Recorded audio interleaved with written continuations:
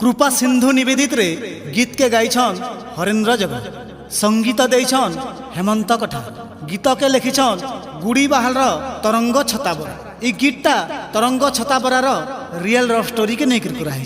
आशा करुछे आपण मान के सियोर भल लागबा। आउ ई गीत के प्रयोजना करिछन हलन भट्टार कृपा सिंधु कहानी। गीतटा रेकर्डिंग होइछे स्टूडियो मेलोडी बरगढ़। जदि आमर संगे कांटेक्ट करबा लागि चाहुछन आमर नंबर हैला 9937453867।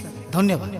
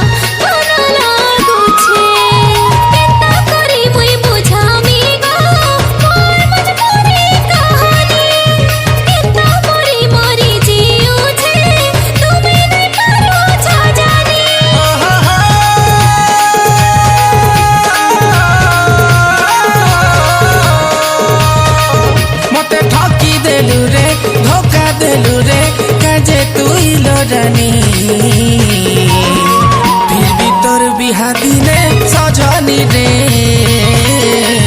गीत गुटे धरी रिसेप्शन के मुही जिमी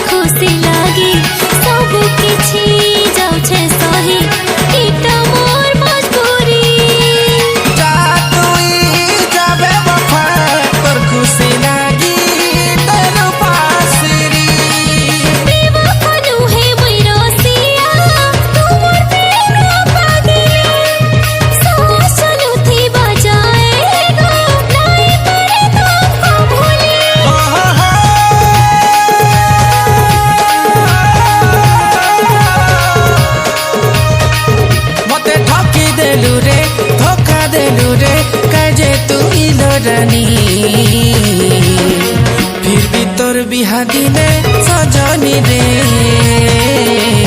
गीत गुटे धरी रिसेप्शन के मुही Jimmy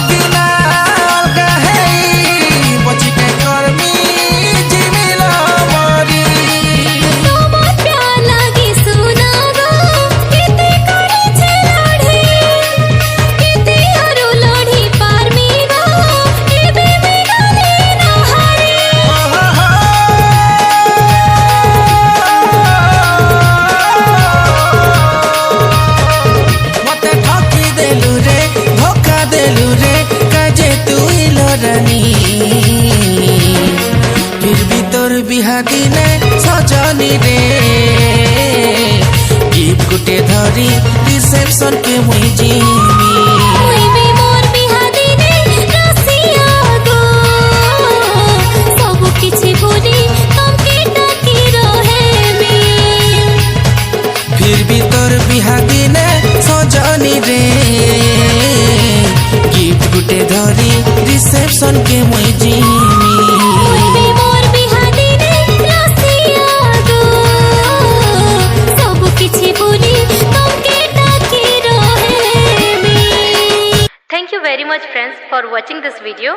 Please like, share and subscribe to RD Video Films YouTube channel.